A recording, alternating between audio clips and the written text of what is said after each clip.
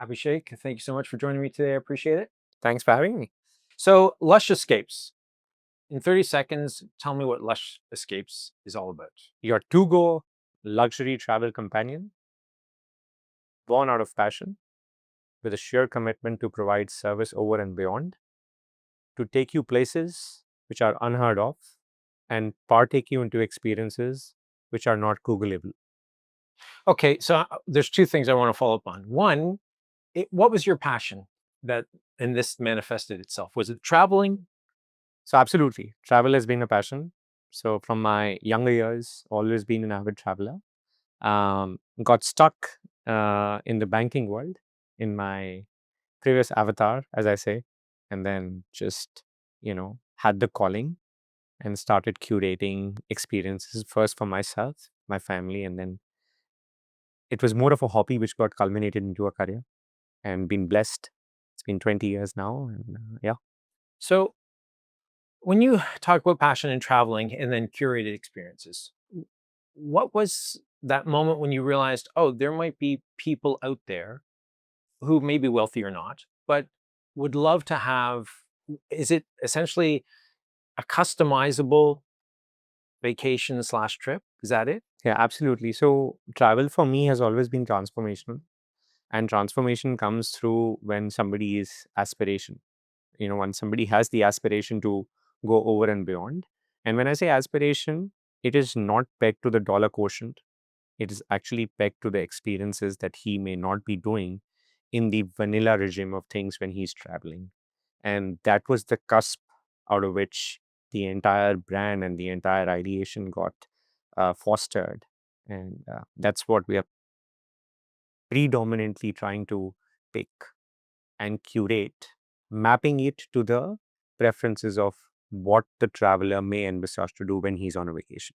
Okay, so you mentioned you used the word the adjective vanilla, and then earlier you said those experiences that aren't Googleable, which is a difficult word to say. But isn't everything Googleable? Like, give me an example of one of the early curated trips that you would have been responsible for, where you recognize, oh, this may actually turn into something that's incredibly passionate for me, but it's also lucrative. So to answer your first question, is everything not Googleable as long as there is a material quotient to it or a dollar quotient to it? Almost everything else can be found either on the AI these days or on Google. But when you talk about experiences, experiences are very personal in nature. And when you deep dive into the preferences of the travelers or the guests who are working with us or who have traveled with us, those preferences are very personal to them. And you just cannot pick up somebody's preferential behavior, put it on the World Wide Web, and take that as a reference point. So every time you're curating an experience, you need to first deep dive into what the person is wanting to achieve out of this holiday, right? So I always say that even though we may send different genres, different personas of guests to the same destination, each and every program is curated to their needs, their requirements, and what they would want to achieve out of it. Okay, so you have this new opportunity, this new adventure called Meridian One, but that's not necessarily curated. It's something that you've decided is probably worth embarking upon. 22 days, correct? So, how do you find people, clients who would feel comfortable jumping into an adventure that's kind of already preset? That's a great question. So, leads on to obviously the preferences that I was talking about. And this could be a little bit contrasting to what I said just a while ago, right? The inception of Meridian One has happened because of the wide perspective and the array of research that we have done in the last couple of years. And we felt that there was a huge need gap in addressing first the seamless connectivity to these far-flung destinations and dwelling from the behavioral aspects of what our guests and what the ultra HNIs in this part of the world are seeking for, we came up with this product. Now, this particular program is for somebody who is really got a big heart and has been there, done that, seen the world. And why? And the reason why I say big heart is because he's plunging into something which is unknown. So even though the destinations may have little quirks and offerings which are pegged onto a wider sphere of different elements that amalgamate as travel, we have curated the program in a sense that it touches the five senses of our patrons and the people that are going to be partaking this experience. So if I'm an ultra high net worth individual, obviously money is not an issue. Why wouldn't I'll play devil's advocate for a moment. Why wouldn't I just rent a private jet, have my executive assistant book everything and do what you're offering? What's the advantage? Is it because, I'm not even going to answer you go ahead and tell me. So it's definitely up the alley, as you rightly said, of people who are going to be partaking in this experience may have the means of renting their own private jet. The journey that we have crafted is not just about the private jet. It's about the access and the exclusivity. So once you're in a city, what it is that you're going to be offering. Absolutely. Can you give me an example? So let me just finish the thought about first the seamlessness. Go ahead. So the private jet definitely, is a great constant across these 22 days to address the fact that you're not jumping 3 or 4 commercial flights to reach to far-flung destinations, right? So we've addressed the element of seamlessness over there. Over and beyond, when I talk about access and exclusivity, the entire program is curated in a format which gets these 40 individuals to do things which they would not have been doing in the normal realm of travel that they may partake in. They're going, on a holiday. For example, in Iceland, we're basically taking them on top of a glacier to understand the geothermal aspect of how the glaciers are formed, which is not accessible to public. On the Peruvian Amazon, we have in fact chartered an entire luxury vessel just for ourselves, to sail through the Amazon for the 3 days while they are there. Um, in the on the Easter Island in Chile at the Rapa Nui, we are doing a ceremonial cultural immersion, at the Rapa Nui site. In Thailand, in Chiang Mai, we are doing a cleansing ceremony with the priest at one of the pagodas and the temples. So on and so forth. In Cuba, we're doing a private, cultural immersion with a samba lesson and taking the clients into a music studio to record their own rhythm. So we are, as I said, there is adventure, there's gastronomy, there is cultural immersion, which has all become an overall facet of how this journey is going to evolve and how this is going to be a bucket list for anybody who partakes. I would assume one of the benefits for having 40 incredibly wealthy people together might be the networking possibilities. Yes. Right. And is it also that in most cases, I would assume it's 20 couples, or would it be, me, my wife, and my kids as well?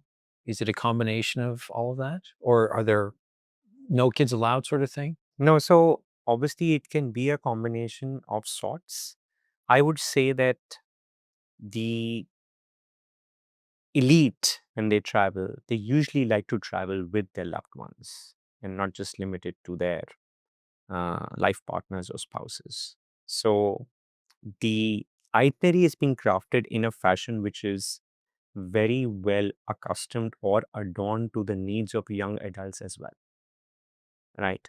And I've already had requests of people who would want to actually get the young adults because we've positioned the itinerary and the timing in a manner wherein even the schools and the institutes here in the region are closed now that we've got a longer winter break, so we've already addressed that issue. And while the adults may indulge in certain experiences such as wellness and spa and thermal pools, we already have looked at alternatives for young adults, you know, while the parents are busy, for example. So yeah, to answer your question, we have kept a clean slate. But over and beyond, I think the biggest opportunity here would be the learning and the networking, because the diaspora would belong to the same cadre, if I were to say, right? So that's a great opportunity for these ultra HNI individuals, to. So, two quick questions. When are you departing? Do you know? Yeah, so we're departing on the 29th of November and we're back on the 21st of December. The dates are set in stone, it's all fixed. The entire itinerary is already firmed up. And if you were to guess, the average age of your 40 passengers, clients would be? So I would say the average age, looking at the demographics and the research work that we have done, and also, the kind of conversations that I've had with my own patrons and own existing Lush Escapes clients, would range from, let's say, 45, 50 years old all the way to 65, 70 years old. That's the age bracket. And not That would be optimum and prime. right. And not to get into, anything that you shouldn't be sharing, but if you were to break down nationalities, what would it be roughly? We've got a great interest across demographics, across nationalities from the region. We've not even launched the product. In fact, the launch is going to happen this week, right? So we did a soft launch a week ago, and we've got amazing interest from people from South Asia, from India, from the region. We've got some interest from some Bahraini families, some Emirati families. We've got a lot of interest from the Caucasian crowd from the US and Europe who are based over here. So yeah, I think it's a mixed bag. And when people are reaching out to you and they're curious about what the opportunities are, how much room is there for flexibility? If they say something like, I know we're going to be in Cuba. Are we able to stop by, a cigar rolling factory? Is there a chance for even more customization? So in fact, the cigar rolling is already a part of the program. So you're already thinking ahead. It's already there. It's already a part of the program. And see, we have looked at all the possibilities of getting the exclusive experiences in place at each of these destinations. While we have done that, we've also been very cognizant of leisure time that this crowd may want to seek. It should not be a holiday which looks like a rushed affair. So we have paced the itinerary and made it balanced in a fashion that you know the crowd is not tired, because you need to also keep into account or take into consideration that they are circumnavigating the world in 22 days, right? So we are not going to be making them feel tired like the Gulliver, and ensure that the entire itinerary is quite steadily paced. So you had touched upon this a little bit earlier, but I wanted to swing back to it. It was the question I asked before we started recording, which is what sort of data or anecdotal information would you have heard from the market that made you think, oh, maybe, yes, we do some fantastic adventures, but maybe there's a chance to raise the bar a little bit? So this has actually been a dream project for many years, Michael, and we wanted to launch this just on the back of COVID, but because of how the world actually transcended at that point in time, we delayed the project a little. And obviously, we've seen a plethora of opportunities and a rise in experiential travel over the last 3 to 4 years. Now, if I were to talk about anecdotes, this is quite a mature product and a program in the western part of our world. So the big boys, if I were to say, like the Abercrombie and Kents of the world, or the Four Seasons, TCS, they have been the mavens of luxury private world charter world tours for many years now. However, we felt that at that point in time, the market was not very ripe, in the Middle East, and especially Dubai. But the way Dubai has paved its name in the world and become the melting pot and the cusp of luxury, I feel it is now the right time to fill in this need gap and to make people uh, be proud of this particular product being at their home base and not having them travel to a New York or a LA or a Paris to partake this journey. So definitely it's all about the wonderful city that we live in and how it's become the melting pot of luxury. But over and beyond that, the requests and the shift that we have seen in the behavioral pattern of how discerning travelers perceive what travel would entail in the medium to long run, and gave us the confidence and gave us the courage to launch this as an industry first in this market. I would say this to the PR people off camera, melting pot of luxury. I think I would coin that. Dubai, that's pretty good. Yeah, that's I good. like that. Melting pot of luxury. Yeah, go with that. Right. Talk to me a little And bit. this is not scripted, by the way. No, I no, of didn't course even not. know. I didn't even know what you were going to But ask. that's the best ones. They come just naturally. Yeah, right? yeah, yeah. So talk to me a little bit about, because you've been doing this for 2 decades, you said, the impact, for good or for bad, that Instagram, social media, has had on luxury travel. So, Because if I see, let me say this, because if I see another social media influencer sitting as a passenger on a private jet, and I don't know if they're taking off or they just had access to it, that to me is one of those, an attempt at a flex that I think we're all savvy enough to look at and say, I don't know if that's true or not. so I'm not wearing my PR lens over here. Fine. I'm going to be absolutely honest and straight from the heart. What I have seen in the social media platforms and the social media universe in today's day and age is that luxury has become very relative, right? And the meaning of true luxury has been misconstrued, to some extent, right? And each to his own, and I do respect. I'm not saying that I understand the definition of luxury, right? But I feel that for us, luxury is stemming from experiences, which is at the core of what we do. And that is precisely what the focus is with this product as well. Yes, it is an uber luxe product. It comes at a high price point, but the value proposition, and if somebody actually understands what they're getting into at this price point, would clearly know that this is the definition of experiential luxury, and which is where we want to uh, set aside the clutter, set aside the noise, and work with the mavens of the industry who understand the true meaning of luxury.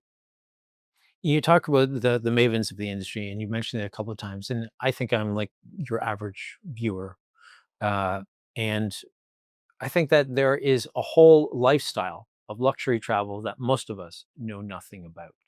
So, in your experience, uh, I don't want to put you on the spot, but I'm going to put you on the spot. Can you give me a couple of examples of some of the more luxurious requests that you might have received over the years?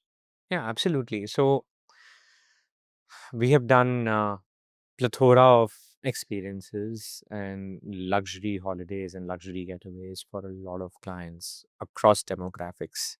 Something we have done last year is, we've hired some Nat Geo experts who have dwelled a name in astrophysics and made them lead the Aurora Borealis expeditions in the Lapland.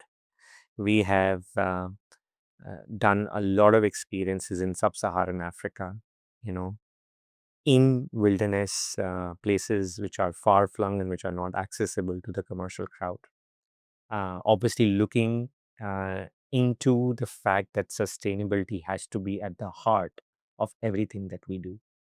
We have done stuff in the Alps. We have done heli skiing very recently in the Alps, wherein the entire mountain is actually cordoned off, for just a family of a father and two sons and his daughter uh, to have the slopes as their private playground.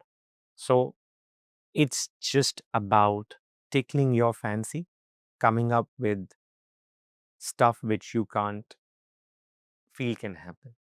So, So over and beyond your imagination, right? right. So what you'll do is, if I have the means and I come to you with my bucket list, your job would be to try to make everything happen. That's what we actually do, and that's the biggest USP that we bring on the table. And again, leading on to experiences. I don't know whether you heard it last year. We did a genealogy journey for a multi-generational family from Europe, and this was almost a month-long trip, which we curated for them to trace back their roots. So something like that, again, you will not be able to Google, right? Because that is very personal. That's why I was touching on the fact that luxury is very personal. So yeah, that's how we are trying to dwell into the game of luxury by not making it relative, and by ensuring that we are doing something which is over and beyond what exists in the market. So getting back to Meridian One, the cost is how much? $125,000 per person on a twin occupancy basis. 22 days. How many countries? So we are doing this journey over 22 days, 8 destinations, 5 continents. We're flying private. Obviously, the equipment is going to be with us for the entire duration of the journey. We're getting a private chef on board who's going to be with us for the entire duration. This is over and beyond the gastronomy experiences that we are partaking in at each destination on each of the nights. We have also onboarded a content creator, which is a special. Is he paying you or are you paying him? Because this sounds like a wonderful opportunity for the content creator as well. Yeah, so what we are doing is, and this is again, for the guests who are going to be traveling, everybody who is going to be a part of this journey is going to be taking some, if not all, of their bucket lists. And for them to come back with just imagery and videos on their iPhones or on their handhelds, I think would not do justice. So rather than them having to, take pictures of each and every place and each and every experience that they do, You've got a professional. we got a professional. So what we're going to do is we're going to make a collage for each of the clients who is on board. And then when they are back, they're going to be presented with a memorabilia of what were the moments that they cherished while they were on the journey. So you mentioned a chef on the jet. Tell me more about the plane itself. So it's a 757 equipment, which is a long range equipment. We've got 50 fully flat business class seats, but we're only taking 40. There's a reason behind that. Because you wanted to invite people like us. Yes, absolutely. So you're hitting the nail on the head, right? uh, no, the actual reason for that is when we cap the plane at 80%, our guest to the tour director ratio increases. So we are actually having 3 tour directors on the program, in addition to the content person, in addition to the private chef, in addition to, in fact, a doctor also on board. That's perfect. So we are planning to maintain a guest to tour director ratio of 1:10. So even though there are going to be 40 souls on the journey, we're going to be having smaller subsets of 10 each to do the experiences. So it obviously, accentuates on the exclusivity and the privacy that I was talking about. Will you be like? Yes, absolutely. So this is, my dream project, as I said, and I've been at the forefront of not just planning it, but also executing it. And I would be, a part of the journey. Thank you so much for joining me today. It's been wonderful talking to you. Thanks a lot, Michael. Really appreciate it.